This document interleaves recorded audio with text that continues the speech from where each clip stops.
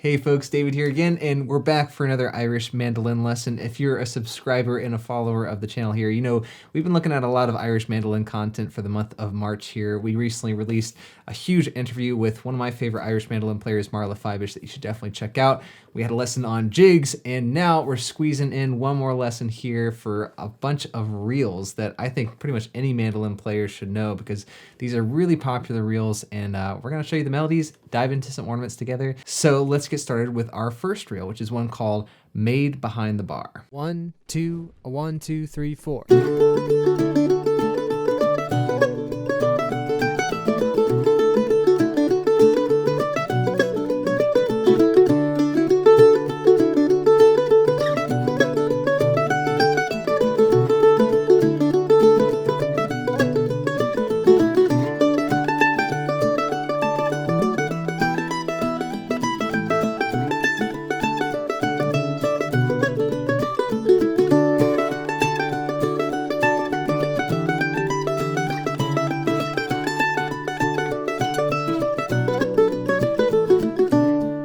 Just a word before we get started here. As most of you know, you can grab these PDF transcriptions with the tab and notation, the chords, all over on my Patreon page. There's a link in the description below, as well as up here in the cards above. This lesson also has some octave mandolin backing tracks that you're hearing throughout this video. You can grab those for some extra practice resources over on Patreon as well. But let's dive into this Maid Behind the Bar tune. We'll have all those resources here within this video on screen, so you can just learn it here with me if you want. And we're going to start off by learning this first two measure phrase of our A section. It goes like this.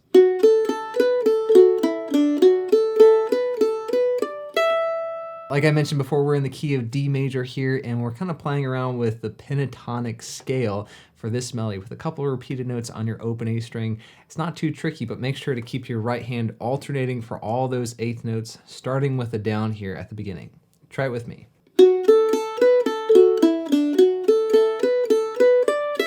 Moving on to measures 3 and 4 here for our second phrase, we're starting on a B minor chord, and there's a little bit of an embellishment here. Check this out.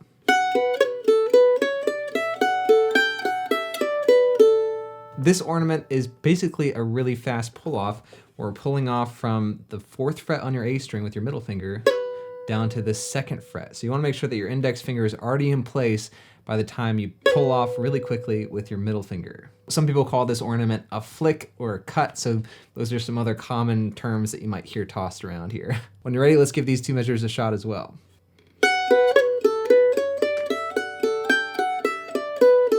Moving on to the second line of our A section, you can see that measures 5 and 6 are exactly the same as the first two measures of our section as well, so you already got this. Check it out.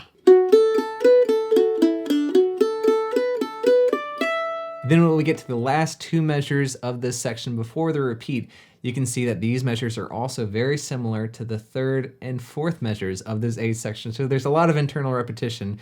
This phrase just ends a little bit differently to get that nice resolution at the end of the section. Check it out.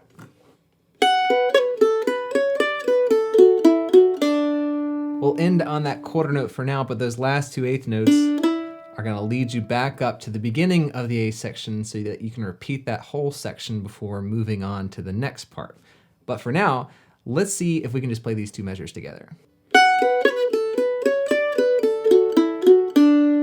So that's our A section, right? And we've learned it bit by bit, but now it's time to put those pieces together. See if we can play through all four of those phrases from start to finish. We're going to try this A section once with the backing track, and it goes like this. 1, 2, 1, 2, 3, 4.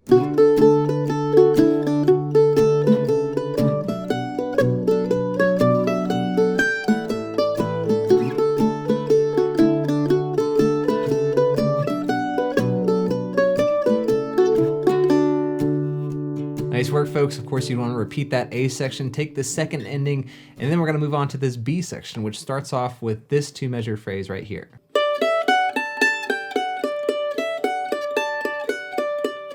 So we have these two eighth notes at the end of our second ending on that A section. Those are kind of our pickup notes to get into the beginning of this B section. So watch out for the D and the open E string leading you into the downbeat of the B section here. But the real challenge of this phrase is in the second measure here, where we have to roll our ring finger from the 5th fret on the A string to the 5th fret on the E string, back down to the A. And I don't know if there's a real comfortable way to do this. What I do is just kind of hyperextend that last knuckle on my ring finger so that I can try to get both of those notes simultaneously without any muting.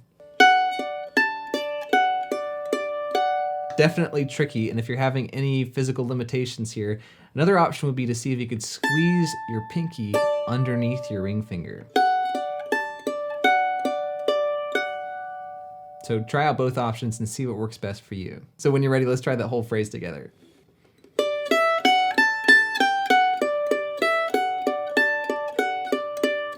On to the 3rd and 4th measures of our B section, goes like this.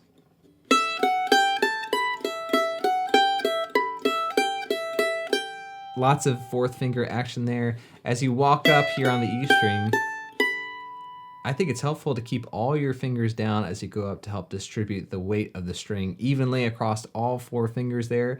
And on the next measure, you want to make sure that you keep your hand in position. You don't want to just scrunch up here at the 7th fret, even though it seems easier at the beginning to do that. You want to make sure that your fingers are in position, ready to go for later on in that measure.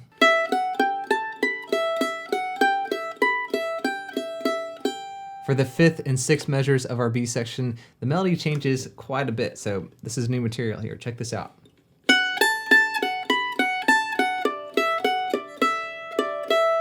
More pinky action, so remember to keep yourself in position there. Let's try it together.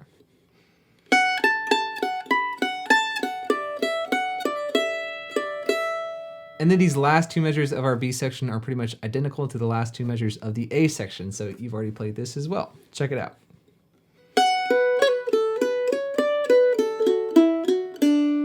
Of course, with those last 2 8th notes leading you back up to the B section to repeat. But for now, let's see if we can play through that B section once with the transcription and that octave mandolin backing track. When you're ready, here we go.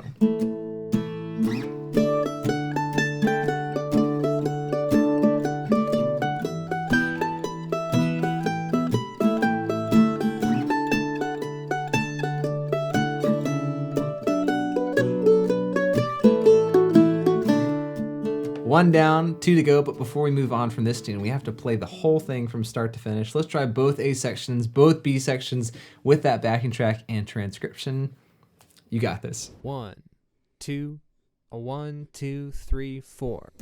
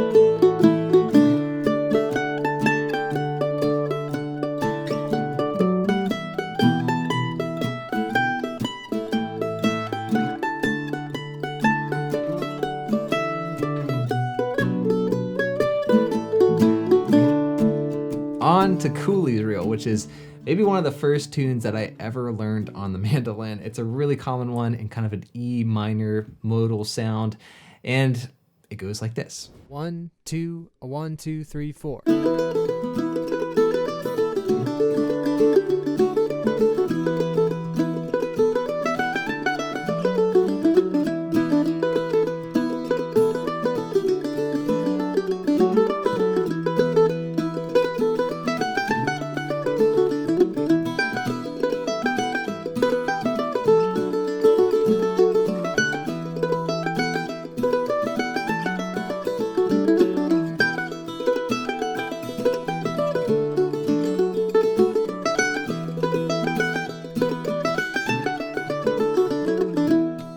So as you probably heard here, this tune has some more ornaments than the previous tune that we learned.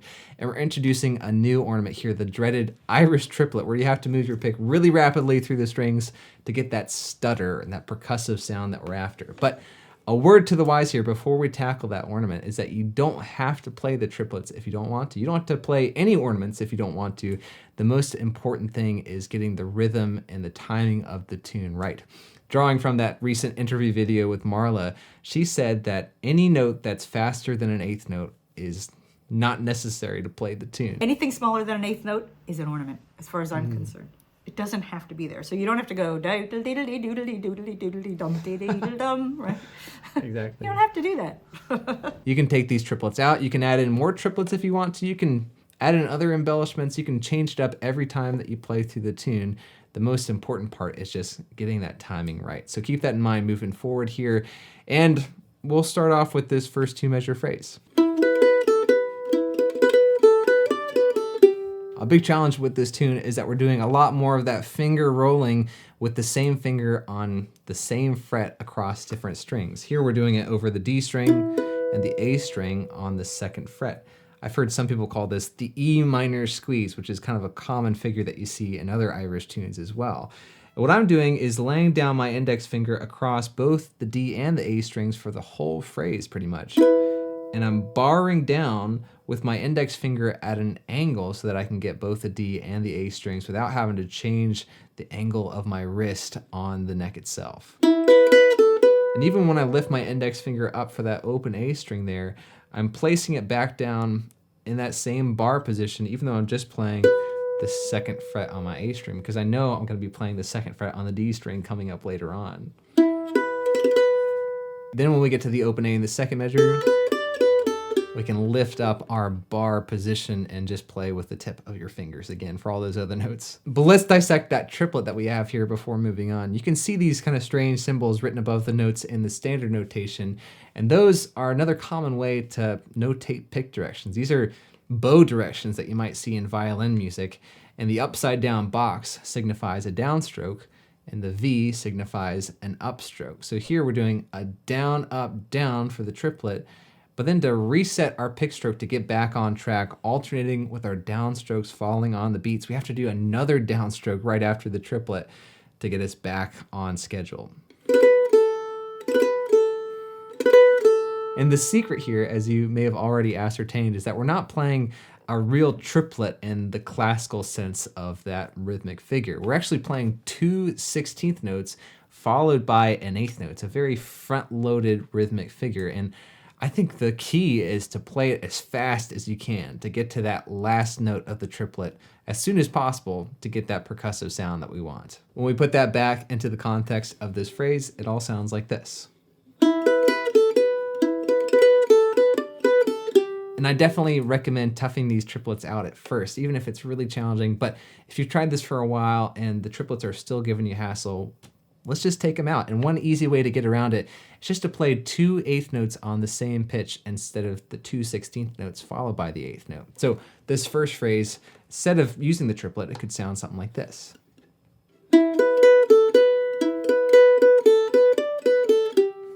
Easy, right? And it still sounds like Cooley's reel. We'll have lots of opportunities to practice that triplet figure, so let's move on to the second phrase, which sounds like this.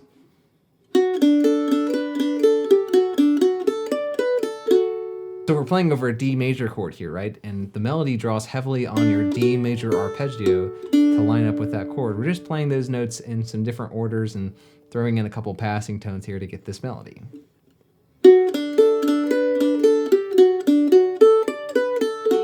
Measures 5 and 6 here are very similar to the first 2 measures of this A section, but they end a little bit differently to set us up for the last 2 measures of the section. Check it out here.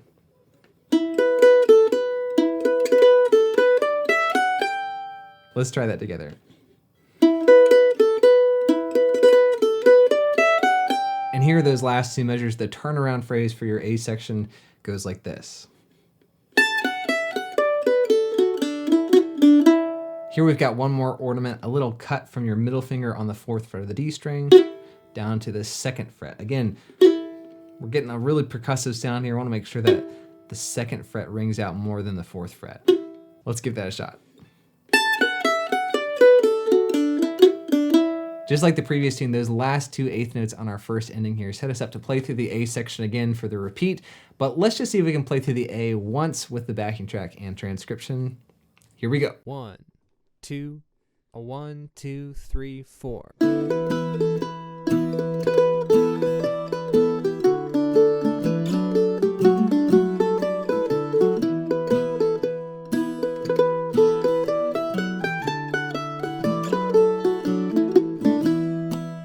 On to our B section with even more triplets here. This is gonna be fun. And we start off with a little 2-note pickup at the end of the second ending for our A section. We have a G on the 3rd fret of our E string, down to the 2nd fret, the F sharp, leading to the open E string on the downbeat. So keep that in mind, check this out.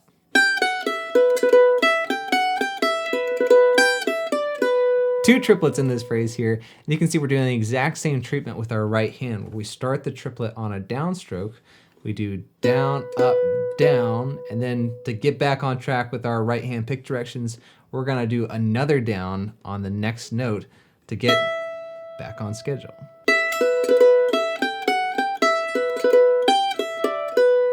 Another triplet tip here, if you're having trouble getting the pick through the strings at that rapid rate, I see a lot of players do this with their right hand, where they bend their thumb ever so slightly right at the beginning of the triplet and then resume back to that flat thumb for their normal technique afterwards.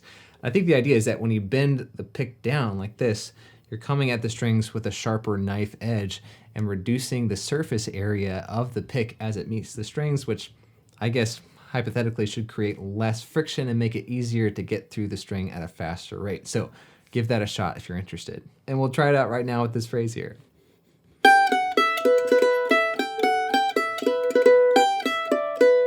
And again, if you want to take these triplets out, since they're all on the same note, all you have to do is replace the 16th notes with 1/8 note. It would sound like this.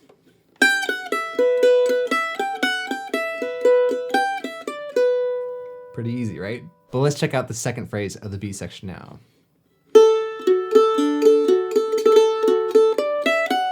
Another triplet here on your open A string, followed by another downstroke on your 4th fret of your D string to get you back on track.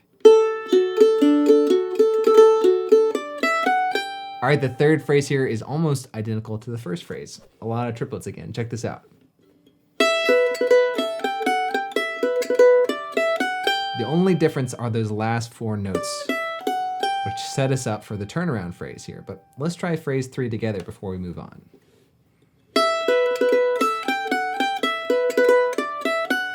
And then the bonus here is that the turnaround is exactly the same on the B section as it was on the A section. So let's try this out again. All right, that's a lot of triplets, right? And I have total faith in you that you can do this. But again, if you want to take some triplets out, you're more than welcome to. Or take triplets away for the first B section, add some more triplets in for the second B section. It's all up to you here. But before we move on, let's just see if we can play through as it's written once through that B section with the backing track and transcription. Here we go.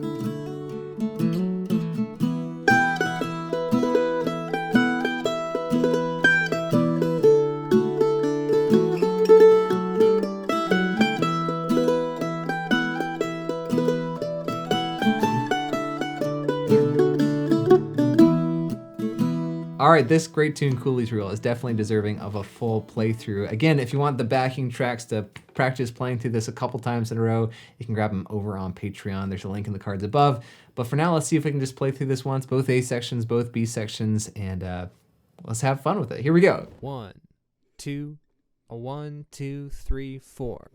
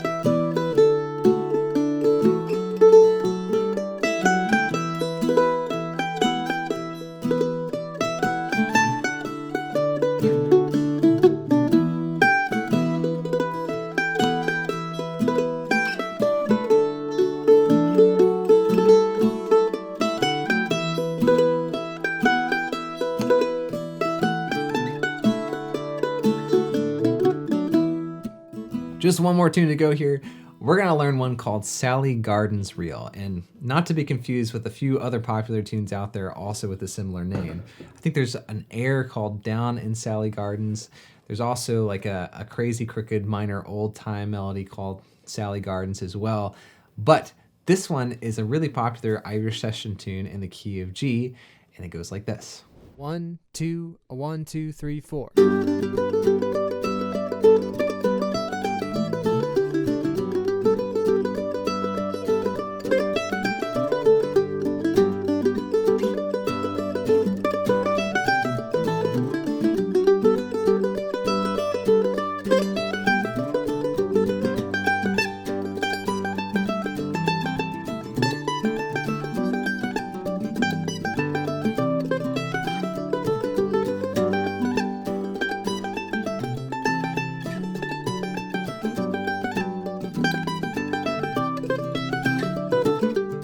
So we got a couple new ornament variations here, but we'll tackle them as we get to them. We're on the home stretch here. Let's try out this first 2-measure phrase.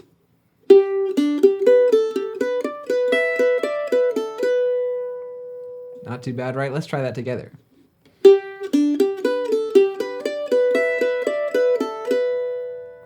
We're starting off the next phrase with the triplet. It goes like this.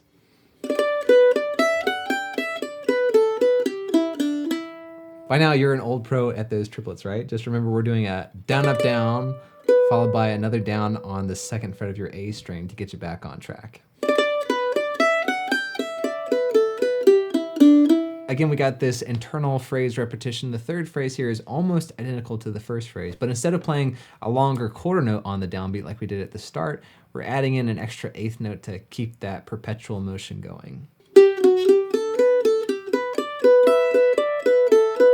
And then our 4th phrase is also similar to our 2nd phrase, but we're changing up our ornaments and we're adding in kind of a new triplet here that spans across 3 different pitches. Check this out. So we have that longer quarter note on the downbeat, followed by this moving triplet where we're going from the 2nd fret to the 3rd fret, ending up on the 5th fret before repeating our downstroke on the open E string here. These triplets are a little bit more challenging because we're moving our left hand at a rapid rate, but you don't have to worry about making each individual note ring out distinctly. I think the most important notes are the first and the ending notes, and it's okay if that middle note, the 3rd fret, gets a little bit muted. In fact, it adds to that percussive sound that we're after, so it can be an advantage. Practice that a bit on your own, and when you're ready, let's put it back in the phrase. That's our A section, right? So let's put those 4 phrases together and play it with that backing track and transcription. 1, 2, a 1, 2, 3, 4.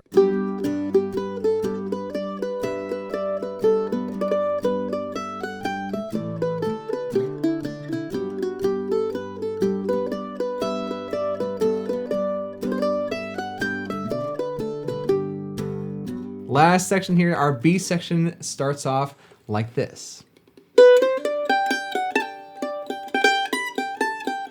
Again, we got this pickup phrase from the 2nd ending of our A section, leading up to the 5th fret on the downbeat of that B. Then we're doing another cut. This time we're pulling off with our ring finger on the 5th fret of the E string down to the 3rd fret. We'll be doing that a couple times here, so practice that a bit. Then we've got a triplet on the 2nd measure. And we have some more pinky action. So we're getting into some challenging territory here. Take your time as you go through this phrase. All right, let's check out phrase 2 of the B section here, which has some similar melodic and rhythmic figures as the first phrase, but now we're playing over a C and a D chord. It goes like this.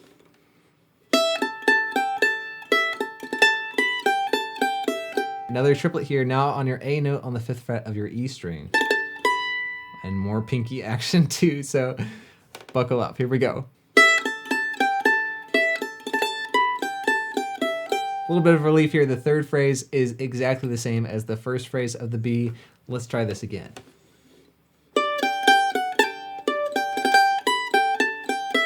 And then the last two measures here of the B section are exactly the same as the last two measures of the A section. So you've already learned this entire tune, but let's try this phrase once more for good measure. All right, the B section now. Let's put those four phrases together, play through this section once, and we'll have the whole tune under our belt. Check it out.